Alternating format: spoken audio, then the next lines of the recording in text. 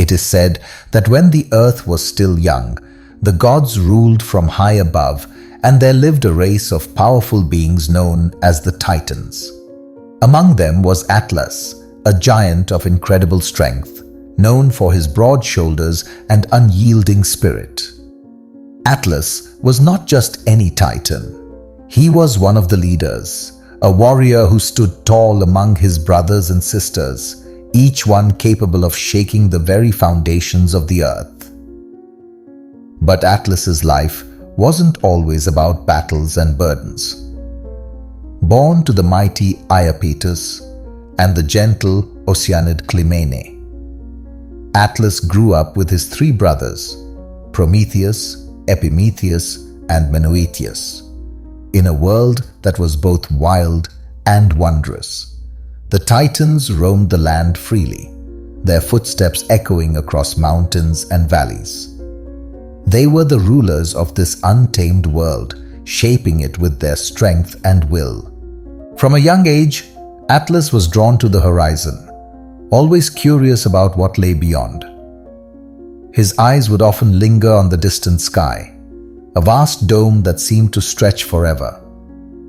It was as if the sky itself called to him, a silent whisper that only he could hear. Atlas, with his towering frame and fierce determination, knew that his destiny was tied to the heavens in ways he couldn't yet understand. As the years passed, the peace of the Titans' rule was shattered. A new generation of gods, the Olympians, rose up under the leadership of Zeus, challenging the Titans for control of the world. The air crackled with tension as the two forces prepared for war, a war that would decide the fate of the world. Atlas, strong and fearless, took his place at the front lines, ready to fight for his family and his home. He became a symbol of Titan strength, his presence alone enough to rally those around him. The battle that followed, known as the Titanomachy, was fierce and unforgiving. The earth shook, and the sky roared as the Titans and Olympians clashed in a struggle that seemed to have no end. Despite their strength and numbers, the Titans were eventually overpowered by the cunning and might of the Olympians. The battle was lost, and the Titans were captured one by one, their defeat sealing the rise of the new gods. But Zeus had a special punishment in mind for Atlas, one that would forever tie him to the very thing he had always been drawn to: the sky. For his role in the rebellion, Zeus condemned Atlas to a fate unlike any other. He would be forced to stand at the edge of the world, holding up the sky on his shoulders for all eternity, preventing it from crashing down upon the earth. And so Atlas's life changed in an instant. No longer a free Titan roaming the world, he was now a guardian, bearing the weight of the heavens. Day and night, through storms and calm, Atlas stood tall, his mighty arms supporting the vast dome above.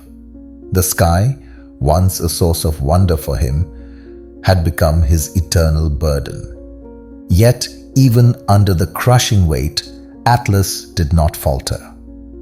His strength, both of body and spirit, kept the heavens aloft, ensuring that the world below remained safe. And though his fate was a harsh one, Atlas knew that he had a purpose that only he, with his unyielding strength, could fulfill. As the years turned into centuries, and the centuries into millennia, Atlas remained at his post, steadfast and unwavering. The world around him changed. Rivers carved new paths, mountains rose and crumbled, and civilizations were born and fell. But through it all, Atlas stood, a solitary figure at the edge of the world, bearing the sky on his shoulders. The Titans were forgotten by many, their stories fading into myth as the Olympians took their place as the new rulers of the heavens and earth. Yet, whispers of Atlas's fate persisted, passed down through generations as a tale of strength and endurance. Despite the weight of the sky pressing down on him, Atlas's thoughts were never crushed. In the quiet moments between the passing of day and night, he would reflect on his past, his brothers, the battles they fought, and the freedom they once had. But most of all, he thought of the sky, the very thing he now held. It was both his punishment and his purpose, and he had come to understand its beauty in a way no other being could. He felt every cloud that drifted across it, every star that twinkled in the night. The sky was no longer just an expanse above. It was a part of him. One day, as Atlas stood in his usual spot, something changed. A figure approached from the horizon, growing larger as it neared.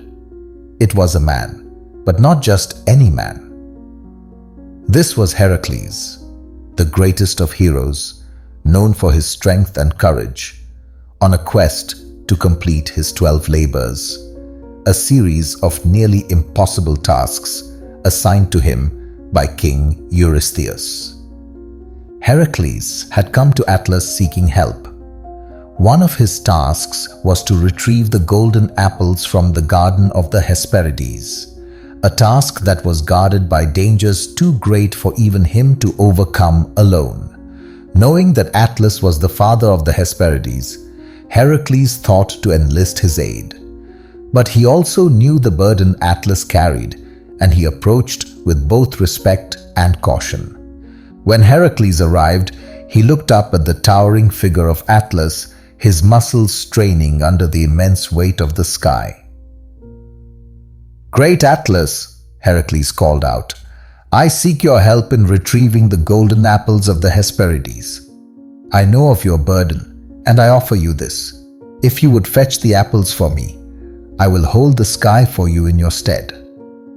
Atlas, who had long dreamed of relief even for a moment from his endless task, considered Heracles' offer. The thought of being free, even temporarily, was too tempting to resist. With a nod, he agreed. Carefully, with the precision of someone who had carried the weight for eons, he transferred the burden of the sky to Heracles. As the weight lifted from his shoulders, Atlas felt a sensation he had almost forgotten: lightness. He stretched his massive arms, feeling the freedom in his muscles, and for the first time in untold ages, he walked away from his post. Atlas made his way to the garden of the Hesperides, a place he had not seen in a very long time. The golden apples, gleaming and beautiful, hung in the trees, guarded by a fearsome dragon. But to Atlas, the dragon was no more a threat than a breeze, and with ease he plucked the apples from their branches. However, as he returned to Heracles, something stirred within Atlas. The weight of the sky, no longer on his shoulders, made him realize just how much he had endured. The thought of returning to that burden was unbearable. Perhaps, he thought, I will not take the sky back. I could deliver these apples myself and be free of this punishment forever. With a confident smile, Atlas approached Heracles, holding the golden apples. "I will deliver these to King Eurystheus myself," he said, trying to hide his intentions. "You may keep holding the sky, Heracles." But Heracles, ever the clever hero, saw through Atlas's plan. Keeping his calm, he pretended to agree, saying, "That sounds fair, Atlas. But before you go, could you just hold the sky again for a moment? I need to adjust the padding on my shoulders. It's slipping." Without suspecting a trick, Atlas took the sky back onto his shoulders. The weight was as crushing as ever, But he didn't realize what Heracles had planned. As soon as Atlas resumed his burden, Heracles, with the golden apples in hand, quickly thanked him and departed. Atlas was left to his fate once more, the sky pressing down on him as heavily as before. The brief moment of freedom had been just that, a moment. But though Atlas was bound again, he had learned something important during his short reprieve. He was the only one who could bear this burden, the only one strong enough to hold the heavens aloft. And so, Atlas resumed his place, standing tall and firm at the edge of the world, with the sky resting on his shoulders. Though his punishment was eternal, his spirit remained unbroken, knowing that he held the very heavens themselves, a burden that only a titan like him could bear. As Heracles disappeared into the distance, Atlas felt the weight of the sky settle back onto his shoulders. It was as if the heavens themselves sighed with relief, knowing they were once again in the hands of their eternal guardian.